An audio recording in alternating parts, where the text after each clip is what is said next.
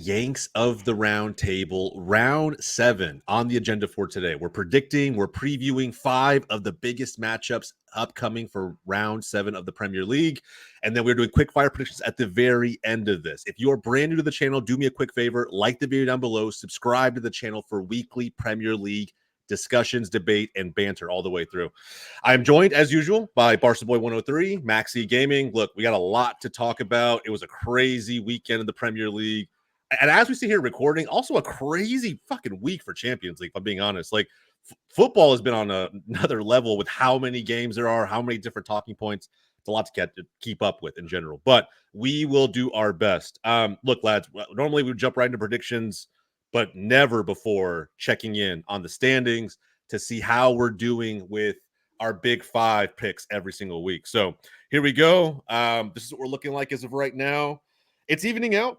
Hoppy was really close to being at 500 this week. If those 2 games would have gone your way, bro. Human.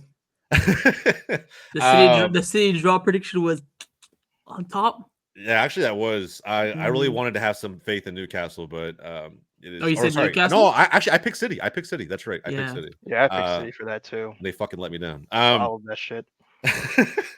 Max started playing some catch up. Austin and Hoffman double digits. A lot of season left to be played, so we'll see how it all goes. But things are evening out a little bit. All right, man. Let's go into our predictions, our previews. We'll spend a few minutes on each. First one up that we're all making predictions on is a layup, guys. A layup to start the weekend. Well, hopefully you say a fucking layup, and it's gonna be a fucking draw. I guarantee. I'm gonna pick Arsenal, and it literally is gonna be a draw. Hey, yo, Jose, I was ready last week. Last week when Leicester. Remember how I said it would be a draw, and Leicester were trying 2-2. I'm like, oh, finish. I'm like, we all knew it was coming. We all knew. I was ready. We all knew. Austin knew in the group chat too. He's like, it's inevitable, bro. It's inevitable. They're gonna get a late goal. It is what it is. Arsenal left it late, 2 goals in stoppage time, but got the 4-2 win. And then the reason I say it's no chance because it's Southampton, and it's Southampton at home. If it was away, I treat it like Luton Town, where there's a chance. I think we can all agree that Southampton are the worst team in this league. 100%. It's kind of crazy though, right? Like when you actually think about it. Did you not like how many have Southampton specifically? I was thinking more Ipswich. I think I had them literally like the spot before relegation. Yeah, me too. Yeah, so I don't know. It's just interesting, but really quick thoughts on what this Arsenal team looks like without Odegaard, because I know it's been rocky. There's been some good moments in there, of course, with the results, but not everybody's been a fan of the actual football itself. How do you guys feel about it? I feel like Odegaard's heavily missed. Fair. He is. I'll confirm that 100%. He's heavily missed. Hey, there's a giant hole in that midfield. I mean, he hasn't had the best start to the season, but like just his impact, his creations, that's heavily missed. Yeah, heavily missed. I will agree. The creations that I don't think there's like a giant gap. We get the ball where we want. We just can't do what that player can do with the fucking ball. So it's like it misses all of this flair, all this creativity. It's like just gone. So I did say we should start Monetti. Yeah, I was gonna say I'd love to have seen Arteta experiment with it a bit instead of just playing like the default option, like a Trossard or a Havertz behind. I love to see him try something different. That's what top managers do. They take that time when a player's missing to maybe try an experiment. Maybe he could have put Saka in the 10, maybe Sterling out wide, or vice versa, or I don't know, something else. Here's my theory. Because there's no grounded logic in this. My theory is that Arteta has he is somewhat conservative as a manager, as a title challenging manager, due to what he's seen Pep do over the years. I think Pep sometimes overthinks it, right? They did back to the 2021 Champions League final. Sterling hadn't played in like whatever it was, right? 5 months or some shit, hadn't started a game, and then you're going to start him in the Champions League final. It's just like little experiments that don't always pay off. Yeah. Little experiments that, like, I think on paper sound like a stroke of genius, but in execution doesn't always work out that way, and you pay a costly fee for that. I feel like Arteta maybe has some of that approach to him because he is conservative with the lineup. I will agree. That's valid, but I would say at least against Leicester at home, try one thing like I guess like against City and PSG. Obviously, go strong, try to win the game. But against Leicester at home, you're gonna win unless a miracle happens. So just try something different. I'm not saying make the team super weak, but I'm just saying find maybe another substitution hole, something where you can maybe you can try it, and then if it works, you can maybe low-key use it in the future, like a big game, like shock everyone, shock your opponents out of nowhere, and then it might, look like an Arteta masterclass. Just True. I would like to see him do at times, and like I said, at times because it's very situational. But to see him do with Saka what Hansi Flick is doing with Rafinha down at Barca, right? In the sense that you're able to kind of invert him into more of a 10 role. He can have that impact by trusting him a little bit. He is the captain now without Odegaard, right? So I think that there should be a little more faith. I'll be honest, bro. I'm going to go in the opposite direction and just say that he needs to rest more. I get Odegaard's out, and we need him to play right now, but. Dude, I get nervous now every game. It doesn't matter what. I think if he's, to be honest, I would agree with you, but I think since he's last up to this point, he's gotten down like 3 seasons like a pure starter. I think he'll be fine, honestly. he might just be a truck. I'm just saying, like I just feel like it makes me nervous, right? Every tackle I went a little bit, but especially with now how often players go down, bro. Young players are going down. I don't know. It makes me nervous. But putting all that aside, I think we all pretty easily expect Arsenal to win, unless Max wants to go full hater. I'm down for that too, bro. I need points. Oh man, I know. Once you have, once we get a little bit of, I need to get a little bit of runway in the standings so I can like experiment a little bit with these results. But right now, I got some ground to make up. So yeah, I think we all have Arsenal collectively winning this game. We'll see how it goes. It needs to be more clinical than it was against Leicester City, where honestly the first half was shambolic by Leicester. I know you probably didn't watch it, Hafid, but shambolic. Like they were. One of the worst performances I've seen in a first half, outside of maybe the United first half against Spurs. Like those two were the worst of the weekend that I saw. But like second half, once the fluke goal goes in, you get momentum, and then like exactly that hit by James Justin, beautiful goal. God, the volley. I was like, I wasn't even Max. I was just like, he's hit a fucking worldie. Like, what do you want me to do? Like, I mean, holy shit! There's nothing you can do but just watch greatness. Because bro. Literally, I sat there and I was just like, I'm not even freaking out or yelling at a defender, like someone watching the back post. He just fucking smacked it, bro. And he hit it right through. The curve was on. I was like, fucking hell. But anyway, it was a good effort by Leicester. I'm glad we got the dub. We should win this game. All right, let's go on to this. To me, is maybe trap game potential. I don't know. Could be. It's a different version of Fulham. First game without Rodri, and not Holland. KDB draw. Yeah. First game. True. I mean, do we read too much into that, by the way, or no? To what, like KD being missing? Well, just like Rodri and their two best midfielders not being available for a little bit now. In these games, they'll be fine. It's in the topper games. They'll struggle. You know, your Arsenals, your Liverpools, your Villas, your Bayerns, your Madrids. Those games they'll struggle. But against, you know, Fulham, Newcastle, stuff like that, they will get by. Of course, with Newcastle they drew, but you know they didn't lose. And keep in mind too, they I don't know if they're gonna have this another midfielder on the team sheet for this week because Mateus Nunes did get arrested down in Madrid. That's crazy, what happened. I snatched somebody's phone, bro. Yeah, he snatched. Did he play recently? He played. He played this week. Yeah, so he's not like locked up per se. No, but it happened after. It was obviously a joke. But I'm saying but it's kind of crazy, right? Like the fact that they figured out what it was, and this man actually like took an old dude's phone because he was in his face with it, and just never gave it back. I respect it. No, hell no, bro.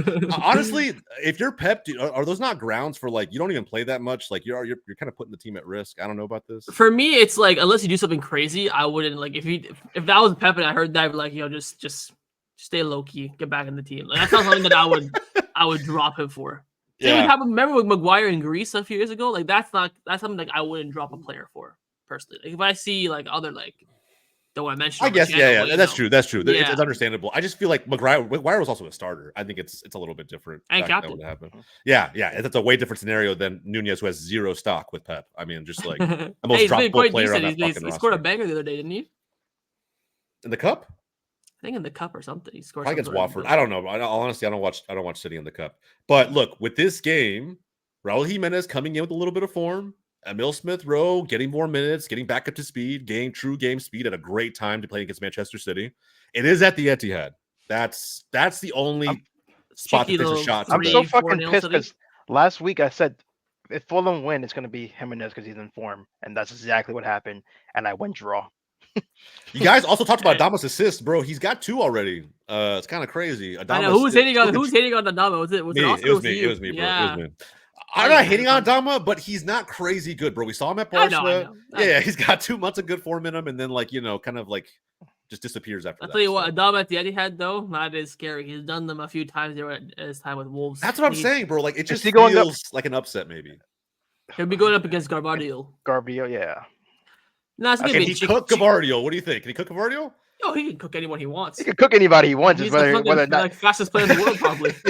Yeah. I want to see that duel, bro. I want to see that duel just physically. I want to see how they go at each other. I'm predicting a cheeky 3-4 City. Wow, just an ass whooping. Okay. They rested midweek. They did an ass whooping in the midweek of the Champions League. I'm not betting against City. I'm trying to get points there. They already kind of dropped their points last week, so they got to get it going this week. I gave City the dub last week, and they burned me, bro. That's my only issue. Go draw. You should go draw, actually. Back your Arsenal lads. Leno, the Hale-In boys. The Hale-In boys. Yes, sir. Reece Nelson. This man Hoffman is a Jedi. I know, bro. He's just trying to get me there. Your American brother, Jimenez, your Mexican brother. Jedi. This whole team is just Jose's friends. You can totally back them. Hey, you ain't wrong. Yeah. Facts, bro. Facts. Shit, if Tim Ring was there, it'd be even more competitive. All right, bro. Say less. If Tim Ring was there, we'd already won the next game already. No, this one's tough, if it's a draw, you're gonna regret it. That's the thing. Yo, Hoffman's crazy. I know, bro. Hoffman's crazy. I need to make up ground, bro. I'm gonna go City, but I think it's gonna be interesting. And if it is a draw, I'm yelling at Hoffman in the group chat after this fucking game. It's all I told you. You know what you're doing. Don't do that. Don't do that. That's nasty work right there. You're setting him up. Don't do that. Don't do that. The game is the game. No. Don't do that. Don't do that. Bring the ball knowledge. Don't. This man rides the fence intentionally to bait people. That's crazy. Hey, man. The ball knowledge has 3 or 4 City, so we'll see. All right. That'd be crazy if they did blow him out, but we'll find out. All of us in that City bucket. All right, moving on. We talked a lot about United already. This is the one. This is the match of the weekend in my books. Villa coming off of a massive win. Now, keep in mind, right before that, they drew to Ipswich, but a massive win in the Champions League against Bayern, a historic win for them. And, let's talk about United, right? The red card, the 3-0 loss to Spurs, morale is down. We should have done these predictions after the Porto game. Doing this before the Porto game is so hard. It is. Still, I still think that anything we're saying right now is going to be relevant even after the Porto game. For sure. Just depending on how that goes. But yeah. So how does this game go? Last season, United had Villa's number, and this was a game that would historically be good for them. That's only because that Højlund his miracle finally arrived. That's why. But both games, I think it was both. Wasn't it both fixtures? Games. Both games. They one was 3-0. What was the other one? 3-2. I think it was 3-2. Again, that was Højlund's miracle, man. He was winning on his miracle. I love that song, by the way. That song kind of vibey. He hasn't scored yet, so Yeah, he's come back from injury though. Yeah, come back from injury. Well, no, I'm just talking about he hasn't scored yet, so here's another opportunity. True. Yeah, very true. Okay. But this is the same exact thing that happened last year, where Villa was hitting a hot spot, advancing in the table last year, and then United come away and beat them. Same thing. I'm not gonna back put your balls on the table and say United win. Back your team. Yeah, I am backing my team. I said United's gonna win. Yes, sir. Right, yes, sir. Fair enough. All right. I mean, like I said, they need it, right? If they win, it's a need. I feel like too. This is what happens to United, right? They go on a little bit of a slide, whatever. If it was the 7-0 against Liverpool, if it was whatever game, like go on a little bit of a slide, and then right when Ten Hag needs a miracle the most, it tends to happen. Whether it's the FA Cup win, the Carabao Cup win, whenever he needs something to go his way, over the 3-year period, it kind of has gone that way. So it's not a bad shout. I just worry about Villa Park right now buzzing after an electric game against Bayern. Maybe buzzing a little too hard. So he said a humbling is in order. I like that. Hoffman, what about you, bro? I told you of United's last 3 games in that tough period, they get 1 point, and this is where they get it. I think this will be a draw. Damn. 1-1, 0-0. You got DB getting scored on? It's kind of crazy. I'm not gonna lie. If they win against Porto tomorrow, though, not much in my perspective. Shit might get difficult if we beat Porto away. This game becomes very, very interesting. Yeah, I low-key kind of hope they don't win against Porto, so get a draw or a loss. That way, this game, they kind of just blood on the line, just everything. Then they can at least get a draw at least. If they draw against Porto, what are your feelings? I still think they'll start this game. Depends how they draw as well. Their last second goal, they dominated, then Porto scored last second. Porto's also not that good this year, right? They're not playing that well. They weren't that good last year, and they still handed it to Barcelona for 90 minutes. It's just different vibes in Europe. Yeah. But yeah, I'll go 1-1. Oh, yeah. Oh, Porto just lost to Sporting, too? Or wait, no. Did they just lose to Sporting? No. That was like a few games ago. I will also predict that Duran will not score in this game as well. He'll ride the bench. This man just hating the clip I'm going to put together when he puts because Jose loves Duran for fucking Barca. I need Duran to flop. I need a Mateta hat-trick at Emirates, and I'm chilling the season. the bold bets by Barca boy. Yeah, I'm still waiting. I cannot. We better be reviewing the Crystal Palace Arsenal game on this show. Oh my god! Bro, trust. I'm down. I'm not scared of that. I'm more scared of an Nketiah revenge game than I am of Mateta doing anything. I'll be honest. But that's valid. That's actually valid. Yeah, that I think he has a bone to pick with Arteta, but we'll talk about that when that fixture comes up. Couple of years on him as well. Yeah. Okay. So with this game, a draw sounds good. I think you should go Villa win just to make it like. I mean, one of us wins. You know what I mean? Don't do that. Don't do that. I know, bro. I don't understand. Like, if you say Villa win, then then someone comes out on top this weekend. You know. Tell you what, on the next Hop is the definition of a hustler. Going last, bro. Hop is going last. Ain't no way we're doing this shit. Hop is literally the definition of a hustler. I know, bro. Man says you should do this because this is going to happen. But what if this happens in the day? Game's game. Yeah. What do they call those? Con artists? A hustler. Hustler. You're right. Hustler. He's a hustler. Con man. Yeah. They're all that. You should still go Villa though. No, bro. Shut up. I'm going draw. Oh yeah, piggyback off me. Yeah. Okay. Okay, anyway. Yeah, Hoppy needs to go last every week. That's what I'm saying, bro. That's what I'm saying. That way he can't claim people are stealing his ball knowledge, bro. There's no knowledge there. I think it's going to be 1-1, but I do think it'll be Duran who scores. Bro, the same scoreline as me as well. Wow. Yeah. I do think it's not going to be a high-scoring game. I don't think so. You said 0-0, 1-1, so you didn't pick the correct. And keep in mind, too, lads, we haven't talked about it. John McGinn out for this game. Onana got injured tonight. Rogers. Ramsey got injured tonight. Was it Rogers or Ramsey that got injured tonight? He came out in the 27th minute or some shit. Yeah.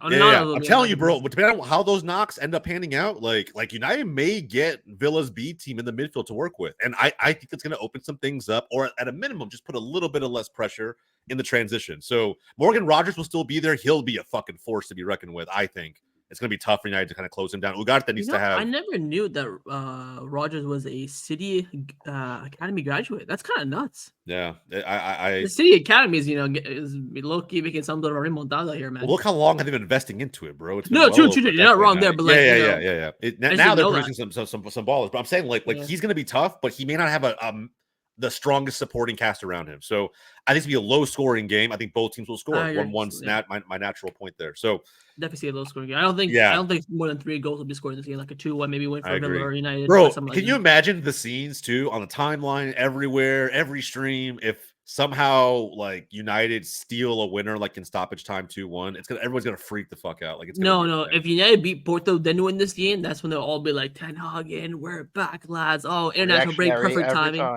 Yeah.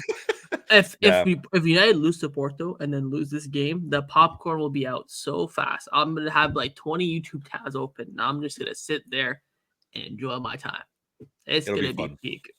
Yeah, it'll be fun. I'm telling you, man. Like I said, United, the content will be amazing for their banter era, like AFTV's was for Arsenal's banter era. I think there's going to be that was peak though. Nothing will top that, man. Goldbridge will hit another level. I guarantee it. Like he will. Man, Goldbridge is becoming a bit boring now, man. He's not raging anymore. He's just. That's what I'm saying, bro. I'm telling you, if you get raging Goldbridge every week, bro, every single week, it's the content's going to be peak. I'm telling you. That's all that I'm saying. If this banter era comes, it's going to be crazy. We'll find out how it goes. All right, the fourth preview: Chelsea hosting Forest. Forest. Chelsea. Forest is going down, bro. They hit reality. Yeah, he's already seen enough. They have one loss. They have one loss. They have less losses than Manchester United. Bro, they're finally hitting reality, bro. It's happening. And plus, Chelsea. Oh man, Chelsea's. We gotta talk about Chelsea. I shit on Chelsea in that season prediction. Now they're top 4. I still don't think they'll finish top 4, but yeah, apart from losing to City on the first day, which again a lot of people will suffer through that this season, been all right, man. Been all right. Now West Ham wins. Like I'll give them props for that. We of course predicted they would beat Crystal Palace, but in the manner they've done it, which was comfortable. Again, it was the scoreline was at the halftime as well. But yeah, they looked all right, man. They looked all right. Can we talk about fucking Cole Palmer, bro? Just kids unreal. Bro, I saw something that he would start for Barcelona. Who is man talking about Cole Palmer getting to this Barcelona team? I know the clip you're talking about. I wanted to ask a similar question. Get a little more broad. It's a Culture Cams clip that you're talking about. And I want to get more broad. Does Cole Palmer get into any side in the Premier League right now? Yes. I think on form right now he gets into every team. Every single team. I think for Arsenal, you can put him at the 10, right or left, and then move everyone around. Maybe a 3 in behind Havertz of Odegaard in the middle. Well, fair. He is very versatile, but there's a lot of players like that, right? So if you put him where do you think he naturally plays right now? The 10? Yeah. Plays the 10 so right now. If you focus on just the 10, does he get into every starting 11 immediately? Okay. City, he would right now if De Bruyne is out injured. With Arsenal, Odegaard's injured, so yes. Liverpool, Superslide, he's clear. Tottenham, yes. United, yes. Everyone else, I mean, is there any other competition? I think when the Odegaard comes back fit, De Bruyne comes back fit, that's where especially how they come back, do they play well, whatever. That's where the question mark comes in. But I still think he gets a number Odegaard. Interesting. I think Odegaard suits how Arsenal plays more, and also he's the captain as well. So I think it's difficult just to say that. I think we're speaking hypothetical. I'm not true. And my only argument to that is that I think Cole Palmer is a more of an individual player. I think some of the underrated points for Odegaard are not just his creative ability, his technical ability. It's also his decision making and how he plays really more for his team than he does kind of for himself. I don't think Cole Palmer in certain scenarios would make the right decision in Arsenal. But I would argue that he had to, depending on, because he's on Chelsea, Odegaard's on Arsenal. Arsenal plays more like a team. Well, Chelsea's kind of playing more like a team now, but before it was literally Cole Palmer doing as much as he could by himself. He was carrying Chelsea on his back. If you would put him on a team that plays a little bit like Arsenal, like kind of how Odegaard plays, I feel like he can adapt to the way Odegaard played, but even better. In my opinion. So. Fair. No, again, I think it's valid. I think anybody brings it up, it's a great debate to have. And you almost have to dig into the details that fine to really kind of nitpick and go one way or the other. So that's how you know how close it is. But then I know when Hafid mentioned the Barcelona thing, get even more broad. Does he get into any of the top 10 sides in the world? Does he get into Barca or Madrid? I'll tell you that right now. Bayern Munich. No. Bayern, maybe. Who plays there? Who plays in the 10 now? Is Musiala? Musiala, no, he doesn't. I don't even think he gets into Leverkusen. I think Versus as a better player. No, he doesn't get over Words. Juventus. That's an interesting debate to have, him versus Wirtz. Wirtz is a great goal scorer as well as a midfielder, and so the impact is almost very comparable. Juventus he gets into. PSG he would get into. PSG. Atletico he gets into. Mm-hmm. Atletico, wouldn't it be either Griezmann or Julian? Griezmann plays. I don't know. Griezmann plays more like a. He hasn't started a whole lot. Like he's come off the bench, but when he does, he's kind of sitting right behind Sorloth. I mean, I don't know. I don't know how. Honestly, I don't even know how Atletico play. They fucking suck. they made. I told Jack this because I'm on a show with him as well that covers La Liga. I told him, I was like, I think you guys just got excited like Barcelona has in recent history with just signing a big name. Someone who could come in and fill. I think with Sorloth, it actually was a decent signing because it directly replaces Morata. But the Julian signing was so unnecessary. I don't think it feels like a Joao Felix type of signing. Just doesn't fit. Great player, just doesn't fit. I feel like a lot of forwards. That means though, Jose, right? That Julian Alvarez loan to Barcelona is like, wow. Yeah. Betting on Atleti giving us business, that'd be crazy. I'll be honest, that'd be. Hey man, we both hate Madrid. No one's talking to Madrid anymore. It's just gonna be us two. We can get some loans going. We'll send them Ferran, Julian loan swap. I'm all over that. Maybe that actually I'd be down for. I or agree swap with period. Actually, you can have them for free. Yeah, like we've given them fucking players for free. Yeah, man. I mean, I don't know. Again, it just doesn't fit.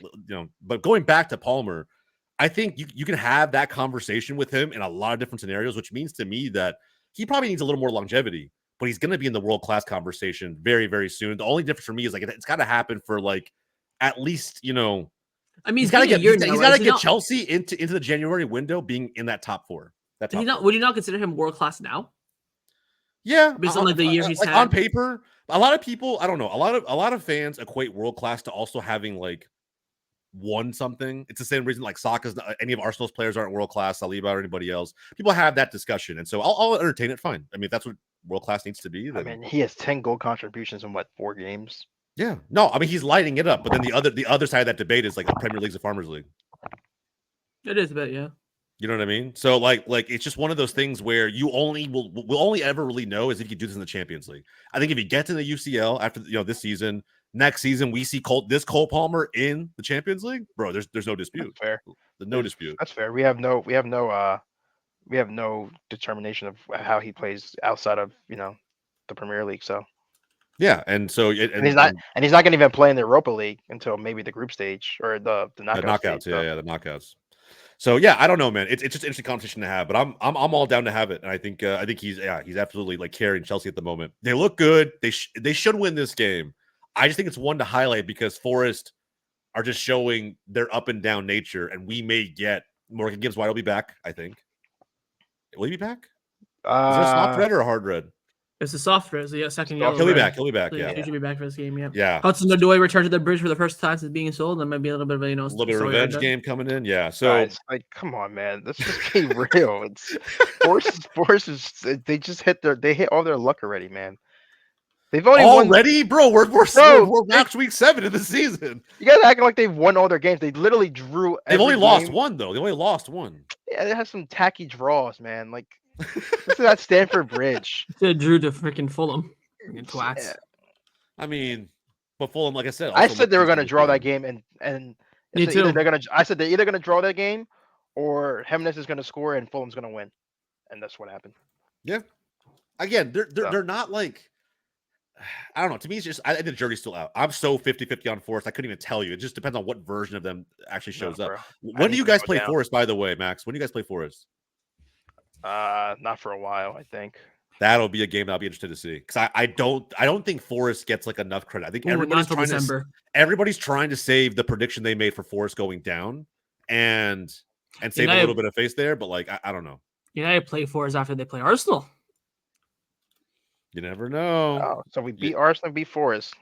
Yeah, hopefully. Shut up, Jose twice. We will be there. We will be there. Yeah. Yeah. One of these weeks, one of those Maxes, we will be there will come true, and we'll all be there for it. We will be there every time. This game's going to be interesting. I think Chelsea. I'm going to pick Chelsea to win, sure, but I don't think it's going to be as like it's not going to be 6-2 against Wolves. I think it's going to be different. Nuno seems to be having this team moving at least a little bit. I say 3-1. 3-1. I think it will be a narrow Chelsea win. I'm going to say 1-0. Yeah. I can see that. I feel like Force is going to make it physical as shit, and it'll just be tough. So, all right. So we got 2 Chelsea wins and a draw. Is that what you said? Or no, you said all 3 Chelsea. Damn, bro, we're in strong alignment. I think me and Max. You wanted me to go last. If you want me to go first, I could have spun things around. No, I know you wouldn't have. No, you wouldn't have. You would have trolled at the end. Like, hey, be different. Take that draw. You know what? Be different, bro. Be different. You know what? I'll say draw. And you know what? I'm not even mad at that because if it comes true, I'm gonna be in there with Max. We're gonna duke this one out too. It'd be good. It'll be fun. I'll say draw. Bookmark draw, and you will not hear the end of it. Watch this space. Yeah, we'll see. We'll see what happens. Imagine I get a draw and I get like a perfect weekend. Oh. If you get the first perfect weekend, I expect nothing but the most shithouser in the group chat. Like, and you know what? I will applaud it because a perfect weekend, it's proven to be very, very difficult. It's just difficult as fuck. Yeah, that's what I'm saying, bro. First perfect week, bro. There might even be like a little bit of prize for me. Because it's not like you're picking win or loss. Like you got to pick a draw. Has anyone gotten 4 out of 5? You know, off the top of your head? No, off the top of my head, no. I think 3 has been the most. Yeah. Usually it's 2. Usually it's 2 out of 5. That's like the most average week of all time. Yeah. 3 is a pretty good week. No one's gotten 4 or 5. So yeah, man. For me, don't worry. See. Yeah, all thanks to that Chelsea draw. We'll find out, man. I know you got to separate yourself somehow, right? So you might be on that path, bro. We'll see. Brighton hosting Tottenham. This is where I make my comeback. I think I'm gonna try and have I think to me this is hot take central. I feel like there's a lot that could happen in this game. Reels off. What you got? both teams have principles. That's why I think that this game could go so many different ways. Like Brighton's going to play expansive football out of the back, and just going to hold a fucking high line. Hurtsler's going to bring something to this game that's just different. Depending on how the center backs play, because I feel like Dunk's been kind of shitting himself lately for Brighton, especially with all these draws they've had in a row, and then the loss to Chelsea. I feel like redemption season, bro. Like, I honestly, I don't want to pick Spurs at all. Say it with your chest. Say it with your chest. I think it's going to be Brighton 3-1. 3-1 Brighton. I think Ange is going to be humbled again. And Spurs are going to realize that again. I firmly believe this. It was more United not just playing poorly than it was Spurs actually being good. So if United had actually played well that game, it wouldn't have been anywhere close to 3-0, in my opinion. And that's an Arsenal fan. So how do you guys feel about this one? I say 2-1 Brighton. Oh, you got the actual dickheads. I was going to go Brighton too, man. I thought it was going to be different. Nah, bro. I don't be different. Because you know what? I'm already different for Chelsea. No. The reason why I was going to back Brighton is not because of their ability. Also, they are good, but mainly on Tottenham. Every time they get a good win, they stink up the gaff the next week. And this is a difficult game, an away ground where they struggled in the past as well. Brighton are a good team. Yep, I do not see last year. Do not see Tottenham win this game. Could be a draw, maybe. I do not see Tottenham win this game whatsoever. You know why? Because Chiellini said it bets. It is the history of Tottenham. It's the history of the Spurs. I agree. And I will say this too, like for anybody who's thinking, oh, this has draw written all over it, because I think that's kind of where I went first. These two teams have not drawn each other in the last 13 games they played against each other. So there's going to be a winner. Like the odds just say it. I mean, maybe the duck could be broken this time, but I don't think so. I think somebody's going to win this game. And at the Amex, I back Brighton to do it. They're going to be brave enough to take it to Postecoglou's men. And I think I've seen Hurtsler play slightly pragmatic at times, keeping wingers like super high and wide for that quick break. It's gonna fuck them. It's absolutely gonna dismantle Spurs at some point, just a matter of when it breaks. So I'm thinking now, should I change it just to be different? That's what I said.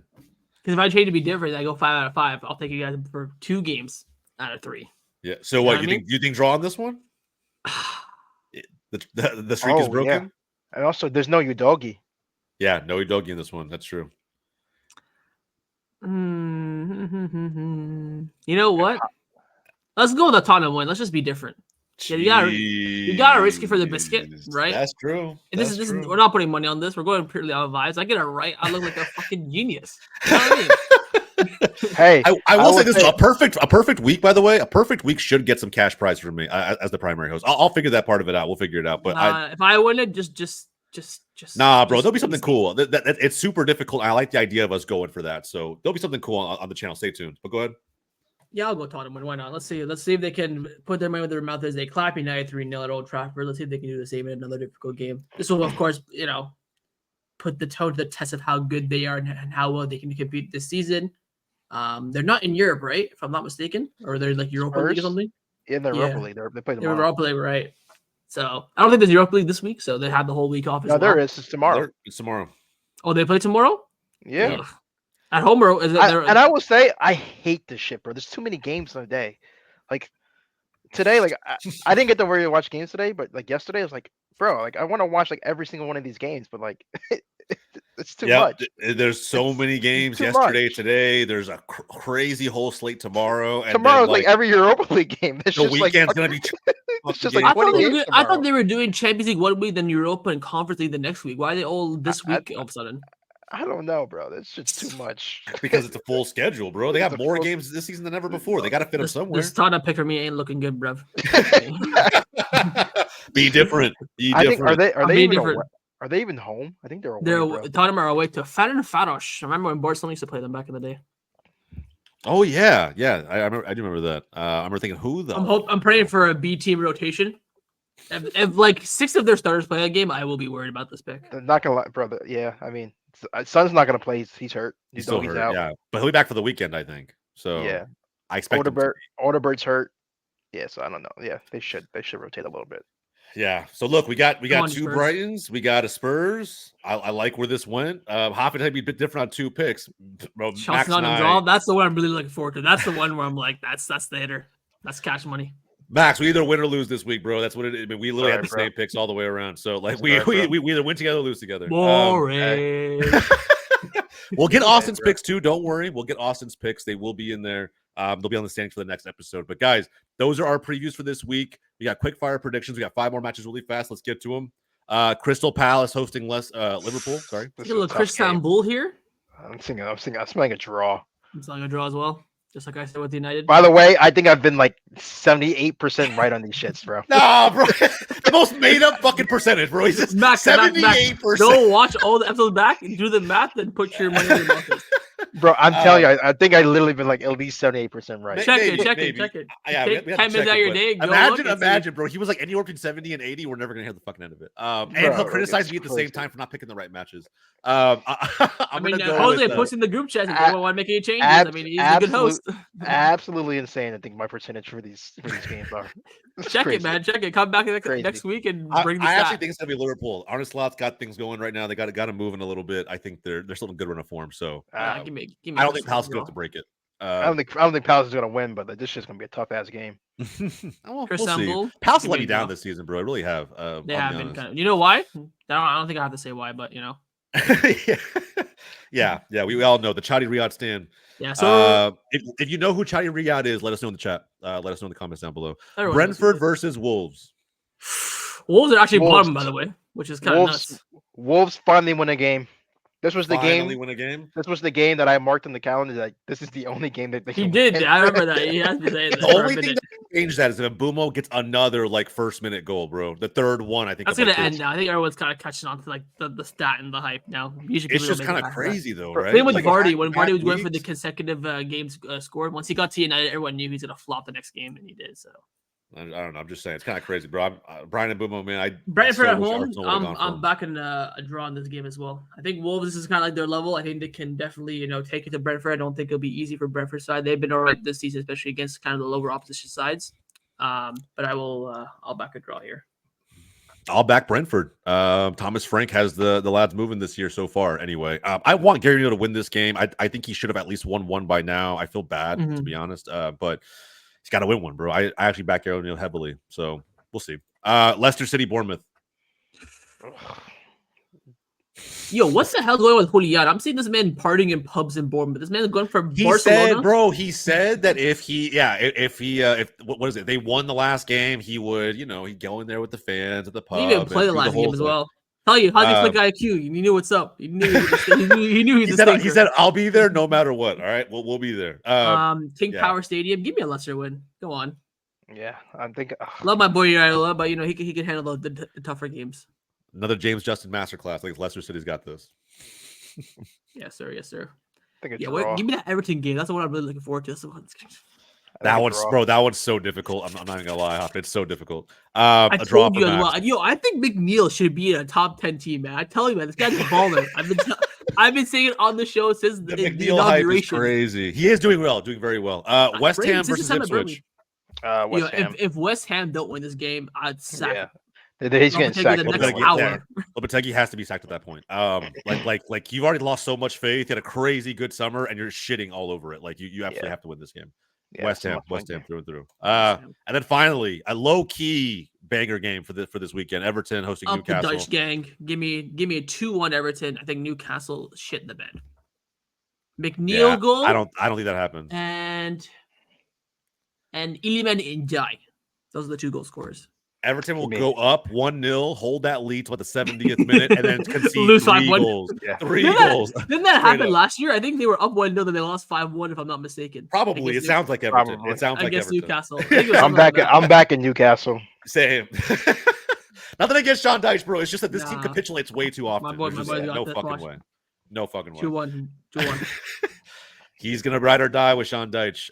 Respectable. It's definitely respectable. All right, man. That's it. That is our preview and predictions for round 7 of the Premier League. Again, if you are brand new to the channel, if you enjoyed what you watched, like the video down below, subscribe to the channel for weekly Premier League discussions and content from Goals TV. For everybody here at Yanks of the Roundtable, my name's Jose. That's Hafid. That's Max. We'll catch you guys next time.